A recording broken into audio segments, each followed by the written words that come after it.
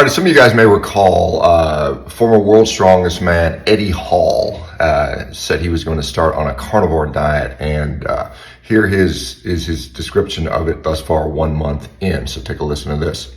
Right, and total calories for this, we've got 601 calories in the milk and 2 scoops, 530 calories in the yogurt in 1 scoop, 81 calories in this, protein 60, protein 62, protein 14. So the total calories for the day is 9,828 on the carnivore diet. Never thought that was going to be possible. 10,000 calories.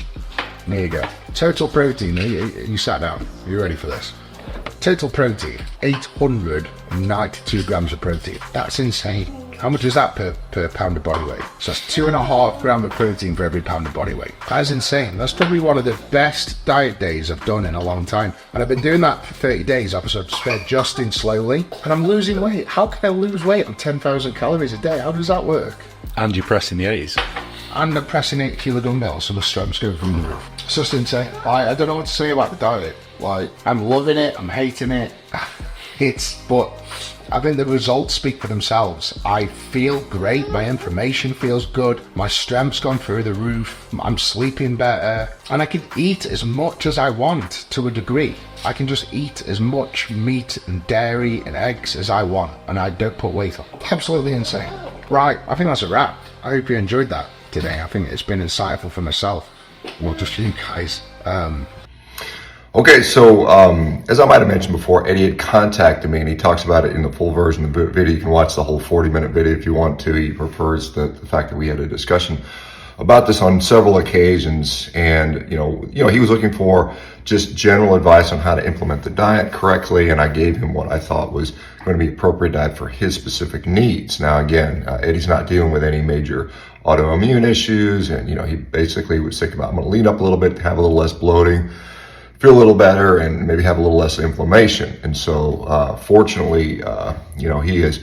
One of the things I told him is you're gonna have to eat a lot. Given his, obviously huge body size, he's bigger than the average bear for sure. I mean, I'm 260 pounds. Eddie's 160 kilos, so approximately 350 pounds. So he's kind of 30% bigger than what I am, and that's a big human being. And he obviously is training a couple times a day. He's preparing himself for an MMA fight against Mariusz Pudzianowski, another former world's strongest man, I believe. I'm not sure when that's going to take place. So he's training twice a day. MMA training in the morning, and then in the afternoon he's lifting. And so he has a pretty significant output, given the fact that he's also just a big human being. And a couple of things that he comments on. Well, let me further. And one of the things is he's consuming a decent amount of dairy, and I had told him that dairy products can be fine for some people, depending. Some people tolerate them, some people don't. It's just kind of up to you to determine that. And I had mentioned, because I was in France when I talked to him, we had a Zoom call, and because I was in France, I was eating more dairy, and I just polished off like a 1 kilo of I think it was Greek yogurt, fromage blanc, one of the two. And it seemed like a lot, but it's only about 800 calories. And again, I'm also a big guy and often eat 4,000, 5,000, 6,000 calories a day, so it's not that much, in the scheme of things. And so Eddie is, clearly he summarizes his food intake, which is just shy of 10,000 calories, which is a lot of calories, given I don't care who you are. And he comments that, hey, I'm actually losing some weight. I'm not gaining weight. I'm losing weight eating this much food, which implies that he's eating a little more than he has been. And a lot of people will say, well, that clearly shows that calories in, calories out doesn't matter, and all this other stuff. And other people will say, well, look, he's eating more protein. Protein has a higher thermic effect. He is, perhaps he's got more NEAT. He's got more energy. He's moving more. Maybe he's burning more. Irrespective of whatever you believe. I mean, the fact is he's eating a lot and he's losing weight, which is, kind of cool in many ways. How long that would last over the long term is hard to say. I mean, there are acute adaptations versus chronic adaptations, which may or may not occur. He comments that his inflammation is down. He also comments in the body of the video that his gut bloating is better.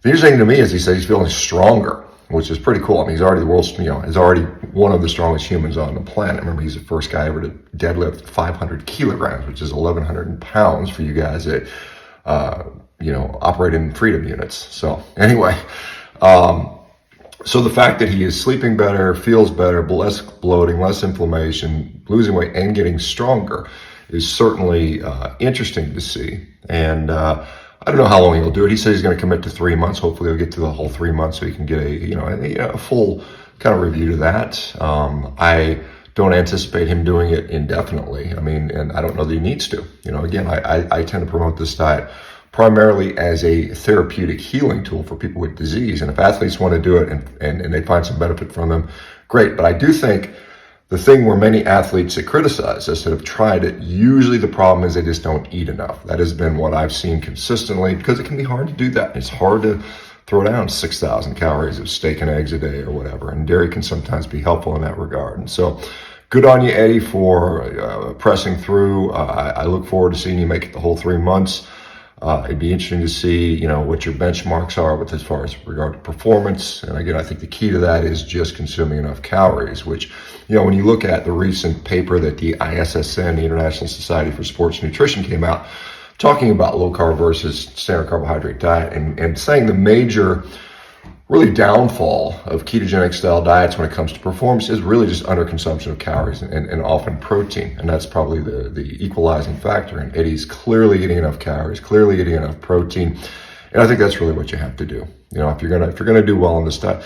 There's also chronic adaptations that occur as an athlete, and that can take some time. It can take 3 months, 6 months, even a year or more for some people, depending on what sport you're in. And so anyway, let me know what you guys think in the comments. Do you find it interesting that the world's strongest man is thriving on a carnivore diet? And, I know obviously there are other strongman competitors. The current world's strongest man is not Eddie Hall, but Eddie has worn that title. And he is clearly one of the strongest humans to ever walk the face of the earth. And really cool. Well, anyway, let me know what your comments are.